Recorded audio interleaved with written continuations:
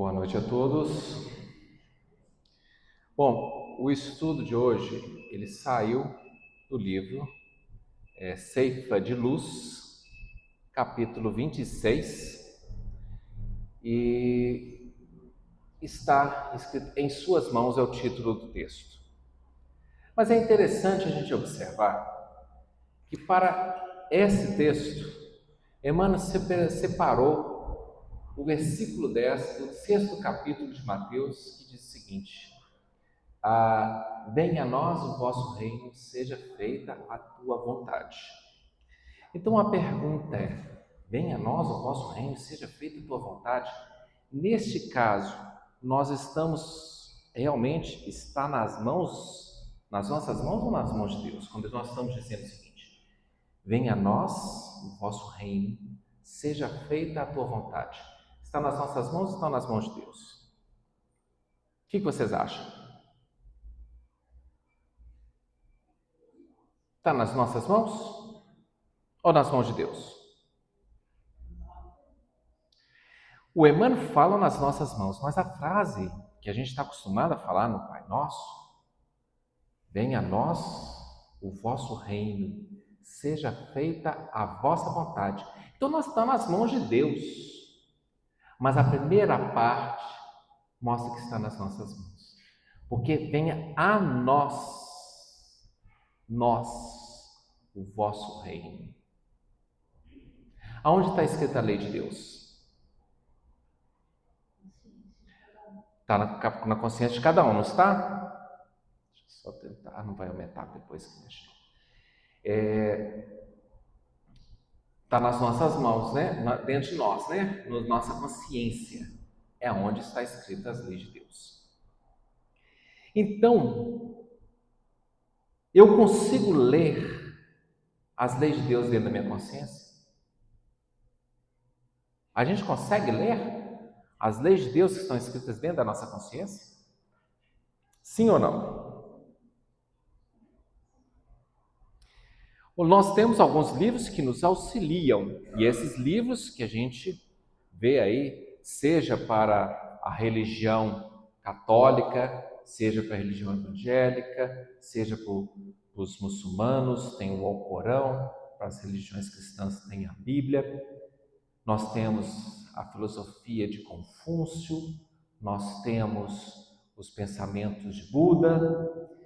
E aí a gente pergunta o seguinte: todos eles são pensamentos escritos por grandes homens que começaram a olhar para dentro e ver as leis de Deus escritas dentro de si mesmo. Com maior limpidez, essas mensagens a gente encontra no Evangelho de Nosso Senhor Jesus Cristo. O que é a Bíblia? O que é a Bíblia para vocês?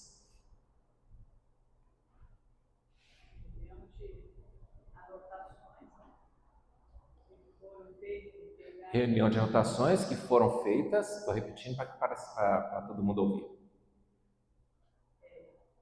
Foram feitos em pergaminhos e passados de um. Então foram feitos em pergaminhos e passados para frente. O que está escrito nesses pergaminhos? O que está escrito nesses livros?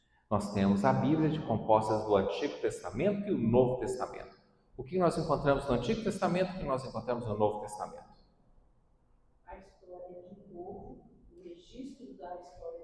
O registro de uma história do povo hebreu E a segunda parte a respeito da vida do Cristo. E a segunda parte sobre a vinda da vida do Cristo. Tá. O que é o Evangelho? Qual a parte da Bíblia que é o Evangelho?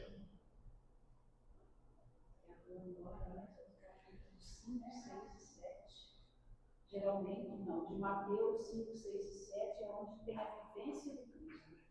Então nós estamos falando o seguinte, vamos lá. Quando nós lemos os 4 evangelistas, Mateus, João Marcos, que a gente vê como Marcos, Lucas e João, nós estamos lendo uma biografia da vida de Jesus. É uma análise não cronológica, mas educacional da vida de Jesus como um roteiro.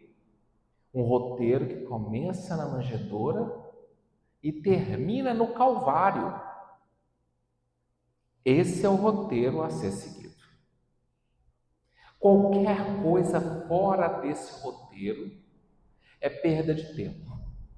Para mais tarde, a gente ter que reencarnar e voltar e reescrever novamente dentro desse roteiro. É um roteiro. Qual é a lição da manjedoura?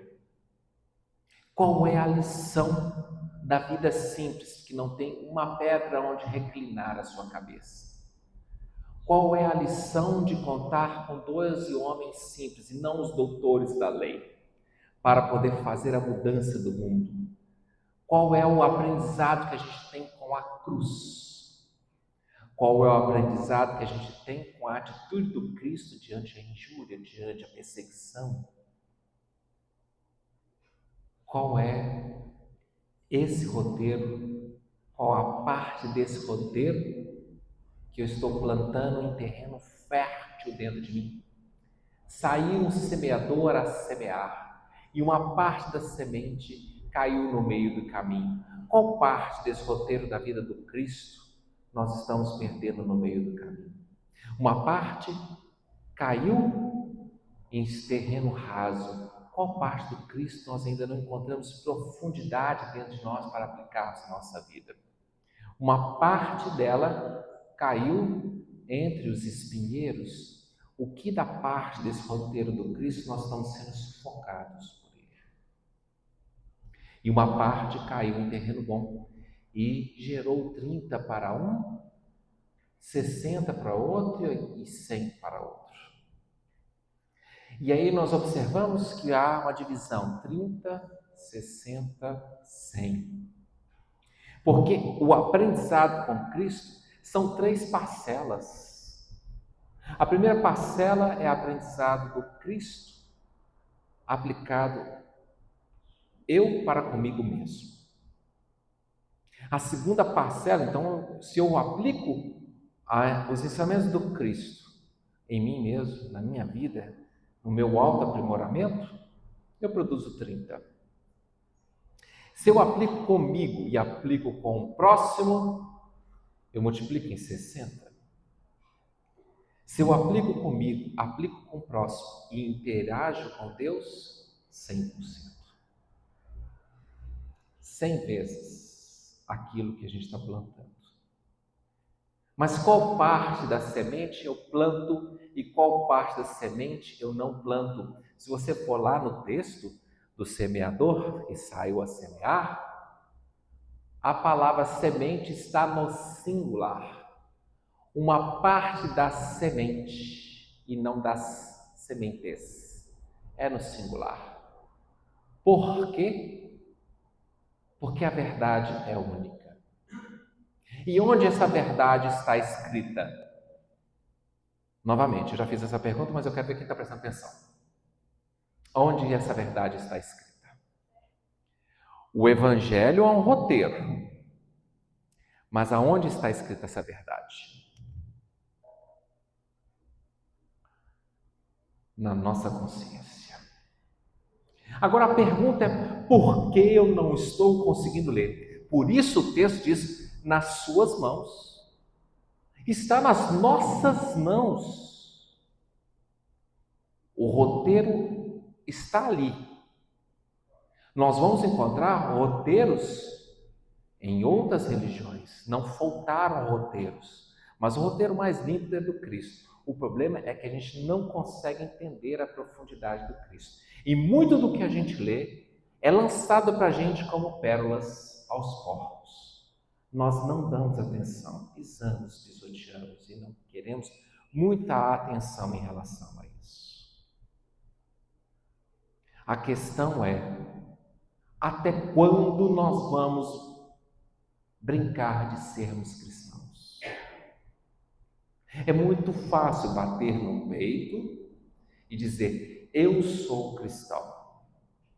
É difícil a gente sair e mostrarmos que somos cristãos. Há uma diferença entre o saber e o praticar. Temos muita facilidade em dizer que temos um conhecimento espetacular trazido pelo Espiritismo. Isso é ótimo. Mas qual dessa parcela eu me renovo todos os dias, matando o homem velho para surgir um homem novo? Não estou me referindo ao assassinato. Estou me referindo à descoberta de um homem novo dentro da gente. Qual é o tipo mais perfeito que Deus nos mandou para servir como guia e modelo? Pergunta do Livro dos Espíritos. Resposta: vide Jesus ou Jesus, conforme a tradução. Então, se você vai fazer você vai visitar uma cidade histórica, certo? Vamos supor que você vai em Ouro Preto, aqui em Minas Gerais. Chegando lá, você vai encontrar e vai procurar um guia para te mostrar a cidade, as igrejas da cidade, os locais da cidade. O que você espera desse guia? Um ótimo roteiro. Mas o que você espera que esse guia seja? Um conhecedor. Isso é importante, né? Ô, gente, olha que igreja bonita. O que você tem a dizer sobre essa igreja? Eu não sei nada sobre ela, só sei que ela é bonita. Esse não é um guia. É alguém que sabe as localidades, mas não é um guia. Guia é aquele cara, por exemplo, a gente pegou uma vez um guia em São João del Rei, que ele mostrou assim: tá vendo essas sacadas dessas casas aqui atrás da igreja? Aqui as senhoras colocavam um doce feito de amendoim para esfriar nas paredes, nas janelas. Vinham os meninos e roubavam os doces. Aí na hora que o menino estava saindo correndo, roubando doce, ela dizia assim: não rouba não, pede moleque. E aí o nome do doce ganhou o nome de pé de moleque, mas é para você pedir e não roubar. Então o que acontece? Como que a gente vai saber o negócio disso? A não ser se um guia te fala: olha aí, tá vendo? Olha que interessante. Agora, se o guia falou a verdade, eu não sei, mas que é uma história interessante do pé de moleque. Faz mais sentido, porque não tem cheiro de chulé para você falar que é pé de moleque mesmo, né? Então, é para você pedir. E aí o que acontece? Você começa a conhecer, porque o guia te mostrou algumas informações importantes. E modelo? Porque o modelo significa alguém que você pode copiar. Então nós podemos copiar e ele ainda mostra o caminho. Por isso que eu falei que o evangelho dele é um roteiro que a gente tem que seguir. Mas eu falei uma questão, que é o que o texto nos traz, está em nossas mãos.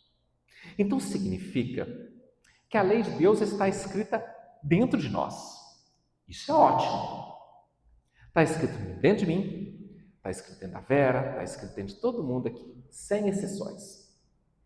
Qual a parcela que nós já lemos? Qual a parcela da lei que eu já li? E quanto mais eu leio, é mais parte da semente que eu tiro de dentro dos espinhos e ponho para a terra boa. É mais parte da semente que eu tiro do meio do caminho para os pássaros comer e começo a colocar em terra fértil. Cada vez mais que eu aprofundo e entendo o Evangelho, gente, é algo para mergulhar. Os primeiros mergulhos são rasos. Os mergulhos consecutivos vai criando em nós resistência, preparo físico. Daqui a pouquinho nós estamos conseguindo dar grandes mergulhos para entender em profundidade o Evangelho de nosso Senhor Jesus Cristo. Aí nós vamos entender porque ele é profundo. Eu falei que ele também foi escrito e está presente no Alcorão quando o profeta Maomé começou a escrever as escrituras. As partes que eu li do Alcorão, eu fiquei impressionado de ver que livro bonito. Só para a gente ter uma noção, no comecinho do Alcorão, Maomé escreve assim: temos que ter muito respeito pelos cristãos e pelos judeus, porque todos somos irmãos e todos temos a mesma base religiosa. Está lá no Alcorão. Então, o que acontece? Nós somos muito preconceituosos porque a gente não conhece. O que a gente não conhece, a gente costuma a fazer críticas a ele. No livro Coragem, tem uma frase que muitos já falaram e usam. A frase no livro Coragem é assim, do Emmanuel: não cai uma folha de uma árvore que não seja da vontade do Senhor, como nos afirmou Jesus. Tudo bem? Já ouviram essa frase? Não cai uma folha de uma árvore que não seja da vontade do Senhor? Já, não já? Onde está isso escrito? Em qual parte da Bíblia? Não, gente, não é possível. Vocês têm que saber. Foi falado por Jesus. Emmanuel fala como nos afirma Jesus. Em qual parte da Bíblia está isso? Não está na Bíblia. Está no Alcorão, capítulo 6, por volta na sexta surrata, no versículo 42, por ali. Está lá: não cai uma folha de uma árvore que não seja pela vontade do Senhor. Como nos afirma Jesus. O que o Emmanuel acabou de dizer? Jesus ajudou ou escreveu o Alcorão através do seu médium Maomé, um médium do Senhor. Olha que beleza. Mas nós somos preconceituosos. Não vou ler, não. Aí eu prefiro ser preconceituoso e achar que tudo que um muçulmano faz está errado, e não dou o respeito que eles merecem da grande religião que eles têm. Então, vamos repensar sobre isso. Muito respeito para com os nossos irmãos muçulmanos. Eles merecem esse respeito de nós. Eles foram vítimas das cruzadas. Os cristãos foram os algozes. Não tenho dúvida. Só estudar a história. Houve 3 grandes cruzadas. A primeira foi porque o Papa Gregório afirmou que matar cristão é a obrigação de todo cristão. E quem mata muçulmano, matar muçulmano, perdão, é a obrigação de todo cristão. Quem mata um muçulmano está se redimindo dos seus pecados. Frase do Papa Gregório, lá em 1100 e alguma coisa. Então sai aquele monte de gente falando assim: quero ir para o céu. E para ir para o céu tem que matar muçulmano. Um cavaleiro matou 217 pessoas. Entre cristão, judeu, muçulmano. Chegou no final do dia, com muita fome, resolveram comer aquela alimentação que era basicamente carne. Quando eles estavam comendo, alguém lembrou que era sexta-feira da Paixão. Aí ele chamou o cozinheiro e disse: você não é cristão, porque você me fez comer carne na sexta-feira da Paixão. E matou o cozinheiro. Então, matar 217 pessoas não é problema na sexta-feira da Paixão. Comer carne é. Está vendo o problema? Então, foram essas pessoas que foram atacar os muçulmanos. E a verdade é que é difícil a gente perceber os nossos erros e aceitar os nossos erros. Porque assim fica mais fácil a gente ficar que tudo que a gente faz está certo. Ricardo Coração de Leão saiu na terceira grande cruzada, porque quando eles tomaram a região, isso vale a pena a gente comentar rapidamente, quando eles tomaram a região ali de Jerusalém, o primeiro grupo era tudo desorganizado, levou 11 anos para os muçulmanos se sentirem ofendidos e revidarem, os turcos que estavam ali, que estavam naquela região. Eles não entendiam por que estavam sendo atacados. Aí veio Saladino, o segundo grupo de cruzadas. Quando ele chegou lá, ele disse assim, agora ele tomou conta. Ele falou: aqui é uma região onde a lei é muçulmana. Você pode ser católico, você pode ser cristão, católico ou ortodoxo, você pode ser judeu, você pode ser muçulmano, mas conheça a lei civil muçulmana, porque vocês vão responder por ela. Então, se você roubar, você vai ter sua mão amputada, porque é isso que está na lei muçulmana. Mas nós vamos respeitar o fato de você não ser muçulmano. Aí vem Ricardo Coração de Leão, trazendo um monte de cavaleiros para vencer Saladino. Ele chega numa cidade chamada Árquia. Nessa cidade chamada Árquia, ele anunciou que no sábado ele iria invadir a cidade e roubar tudo e matar todos, a não ser aqueles que estivessem dentro do castelo. Todo mundo com medo foi para dentro do castelo e de fato ele cumpriu a palavra dele no sábado.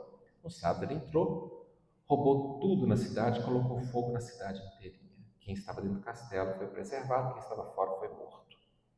No domingo, ele manda seus homens, invade o castelo e mata todos dentro do castelo.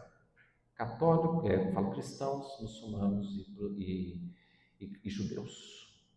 Na segunda-feira, ele manda seus homens lá no castelo cortar postas de carne das pernas dos mortos para fazer churrasco para os seus homens. Então, o que acontece? Eu falei qual foi o tratamento de um homem chamado Saladino e o tratamento de um homem chamado Ricardo Coração de Leão. Na mesma situação de guerra. Não estou dizendo que Saladino estava certo e não cometeu atrocidades também, não. Não conheço a vida dele para afirmar isso. Só estou dizendo que ele respeitou as pessoas nos seus credos, enquanto o outro matou sem perceber. Então, o que acontece? Eu comento isso porque a gente, às vezes, não quer receber a verdade de forma profunda.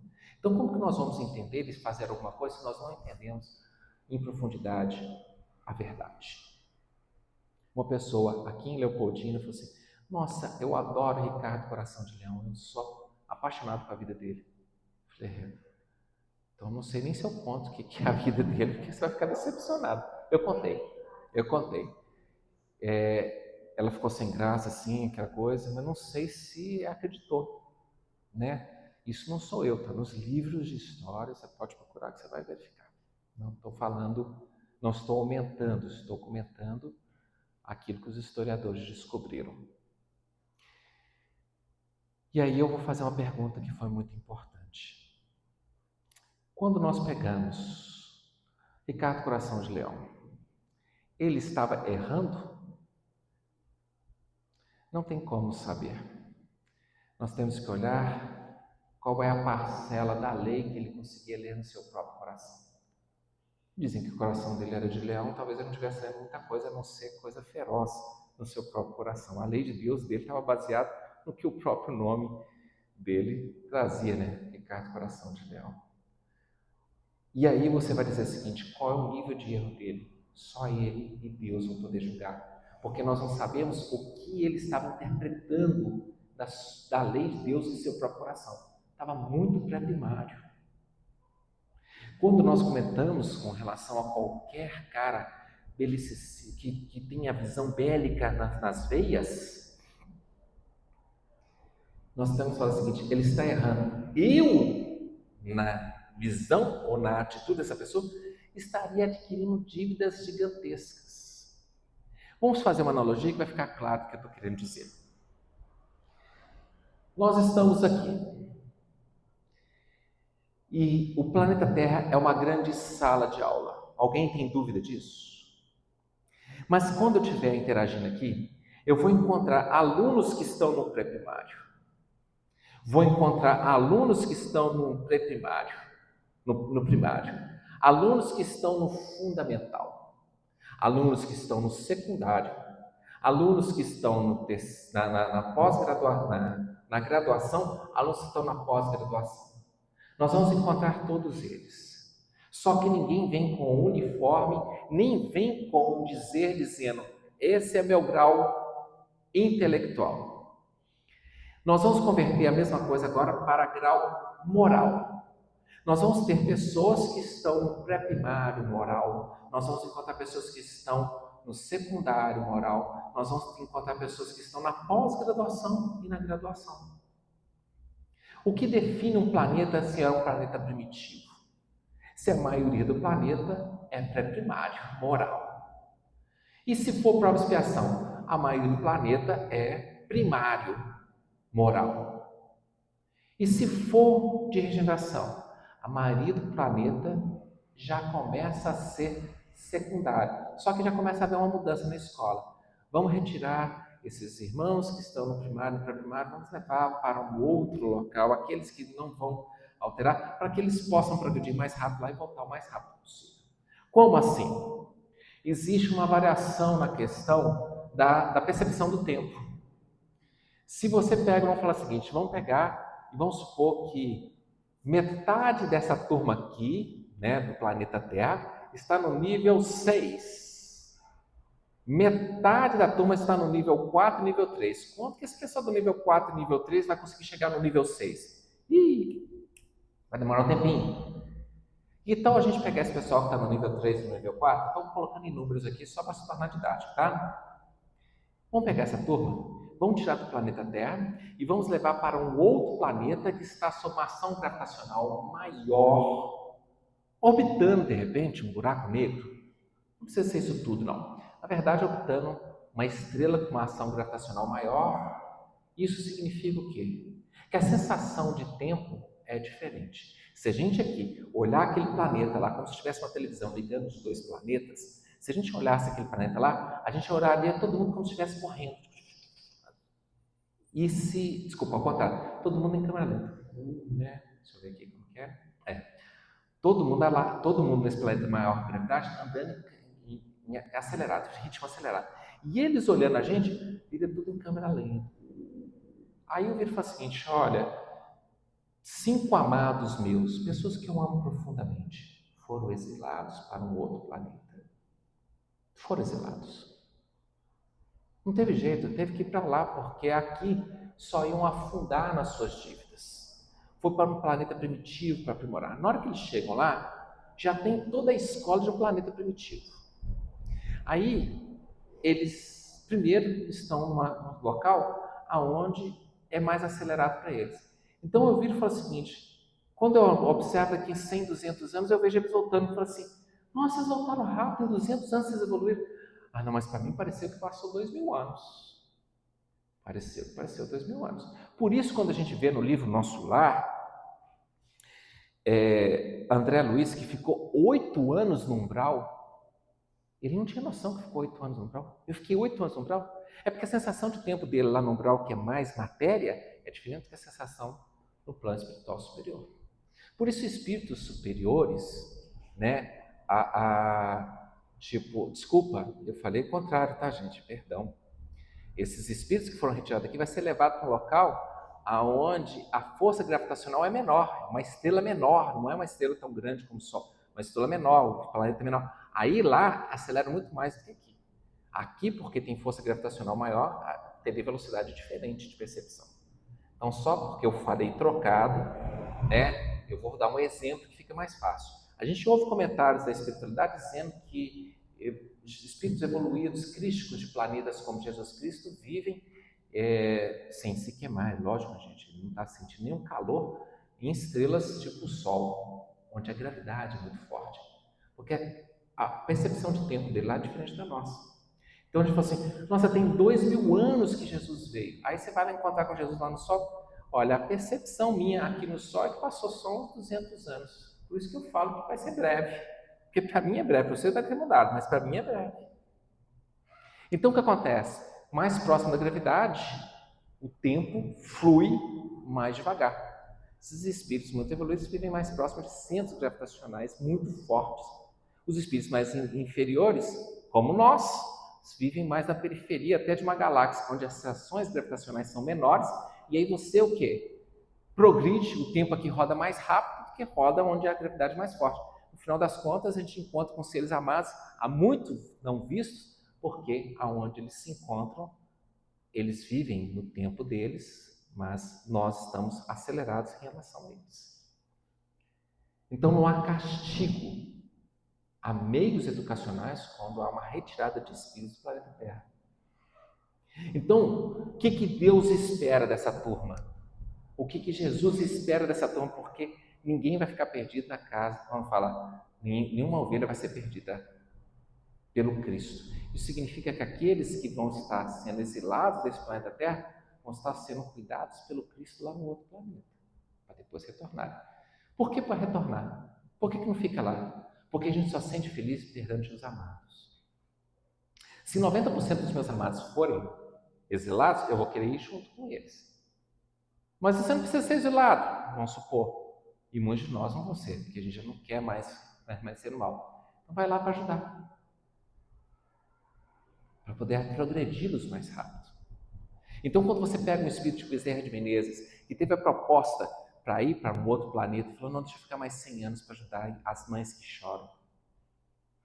Ele progrediu mais do que se ele tivesse outro planeta, porque aqui foi 100 anos nessa correria aqui, nossa.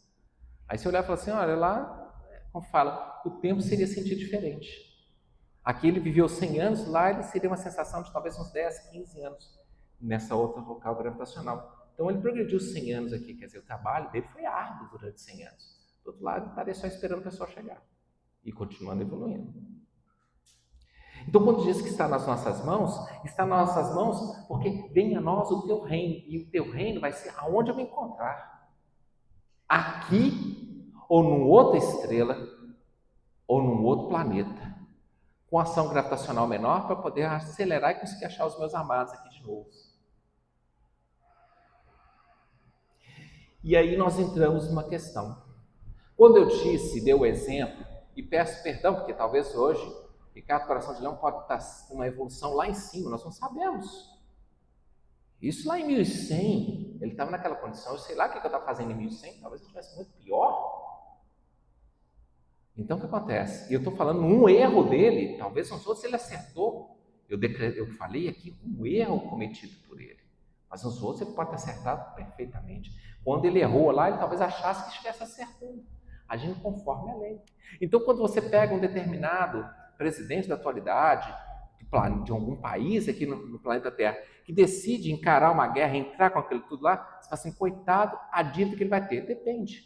Às vezes ele é pré-primário moral. Pode ser até uma capacidade intelectual impressionante, mas moral, ele é baixo. Então ele está lendo leis muito imperfeitas no seu íntimo. Está lendo a lei de Deus muito superficialmente no seu íntimo. E, consequentemente, ele vai agir conforme a lei. Aí nós vamos voltar naquele exemplo, para a gente ir finalizando, naquele exemplo intelectual. Se você pede para uma criança de quarta série primária para resolver uma equação de segundo grau, aquela onde a gente tem que resolver achando delta, depois achando quanto vale o x, quanto que é, aquela equação corta duas vezes a linha o eixo do zero, e ele consegue fazer, você vai bater palmas. Se ele é assim, é natural, você não aprendeu isso ainda. Então não posso cobrar de você algo que você não sabe. Se você pega para um menino de 8º ano, 9º ano, e pede para resolver uma equação de segundo grau, ele consegue às vezes acertar e consegue não acertar às vezes, você fala assim, é natural. Está na fase que você tem que estar aprendendo isso. Agora, se eu pego um estudante de engenharia e peço para ele resolver uma equação de segundo grau e ele não sabe resolver uma equação de segundo grau, pelo amor de Deus, o que você está fazendo aqui na engenharia? Olha só o tanto que você já tinha que saber. E você está querendo enganar quem? Então, o estudante de engenharia que não sabe, a gente vai chamar atenção para um erro que ele cometeu e não conseguiu ter a resposta certa. Mas o mesmo menino de quarta série tendo o mesmo erro, a gente vai bater palma. Parabéns, você acertou parte do exercício. Então é muito difícil a gente ficar com o dedo apontando, esse errou, aquele errou, esse não presta. Opa! Eu, na condição dele, estava errando. Eu, na condição dela, estava afundando. Eu, na condição do outro, estava totalmente errado. Mas o que eu posso fazer na condição que eu sei hoje para melhorar em mim? Uma delas é diminuir as críticas. E entender que cada um está nas mãos dele, o reino de Deus que ele conseguiu plantar. É pequenininho. Outros são maiores. Você acha que se uma pessoa tipo o Chico Xavier olhasse para mim e falasse assim, bom, porque ele é caridoso, né? Ele não ia falar assim, nossa, Fabiano, você está errando aqui. Ele ia falar assim, parabéns, você já está tentando acertar aqui, acertar aqui. Mas você ainda tem muito a melhorar. Mas eu sei o seu grau evolutivo e sei que isso é o que você está dando conta por enquanto. Mas vai ser muito triste se eu chegar do lado de lá, eu e Deus começando com a minha própria consciência, com meus guias espirituais, que vão ser os intérpretes dessa lei que eu consigo interpretar dentro de mim, e dizer assim: Fabiano, você podia dar passos muito mais largos que você deu, e você ficou justificando as suas próprias imperfeições, os seus próprios pequenos passos, justificando que já estava fazendo muito. Vocês estão entendendo qual é a diferença? A gente não sabe se a gente consegue fazer mais. Só vamos saber se a gente tentar fazer mais. Olha, está no limite das minhas forças. Está no limite do meu entendimento. Então estou fazendo bem. Eu sou aquele que está tentando resolver a equação de segundo grau no momento certo. Mas o problema é falar assim, não estou nem tentando resolver e eu já era para saber fazer derivada e integral. Aí é triste. Se está nas nossas mãos, todos os momentos, tenha certeza de uma coisa: todos aqui nasceram no lugar certo, com as pessoas certas, na época certa, com as melhores ferramentas para evoluir. Será que nós estamos utilizando todas essas ferramentas para evoluir? Passo por uma dificuldade, se Deus permitiu que a dificuldade passasse na minha vida, é porque algo eu posso tirar de bom daquela dificuldade. Eu consegui tirar de alguma coisa, só fico praguejando. Está vendo a diferença? O que eu estou chamando, para a gente finalizar o nosso estudo de hoje, nós já precisamos encerrar, o que eu estou chamando todos a pensar é o seguinte: mudança de atitude. Ao invés de ficarmos reclamando do que não temos, reclamando das oportunidades perdidas, reclamando das perseguições que ocorreram, nós vamos começar a perguntar: o que o Senhor quer que eu aprenda? Porque Ele está me dando as ferramentas, agora está nas minhas mãos, transformar o barro em porcelana. E muitas vezes, para transformar o barro em porcelana, eu preciso do calor quente da fornalha. Por isso, às vezes, ela vem na minha vida. Eu, às vezes, preciso transformar o trigo, amassando, triturando o trigo, para que ele possa ser pão. Então, às vezes, Deus nos dá as ferramentas para a transformação íntima. E às vezes a gente perde isso reclamando da vida, ou se justificando nos erros dos outros. Cada um está lendo o que pode ler no seu próprio evangelho íntimo. O evangelho, como eu falei, não são as 4 evangelistas que trazem a biografia de Jesus. O evangelho é Jesus, a vida dele. Esse é o evangelho redivivo. É esse que eu tenho que fazer brotar no meu coração. Aí sim, nós seremos melhores desse planeta do que entramos, e merecedores de todo o carinho que a espiritualidade superior pede com a gente. Alguém quer fazer algum comentário? Eu agradeço a Deus a oportunidade. Ficou claro, gente? Alguma coisa ficou difícil de entender? Querem perguntar? Tranquilo? Então agradeço a oportunidade de estarmos aqui juntos trabalhando para crescer. E aí, cada um olha para dentro e tenta entender o que já compreende da lei de Deus, qual parcela plantou em bom terreno, para que a gente possa continuar aumentando esse terreno de parcelas boas e terrenos bons para serem plantados. A vitória e o benefício para nós compensará todo o trabalho feito. Tá bom? Muita paz para todos.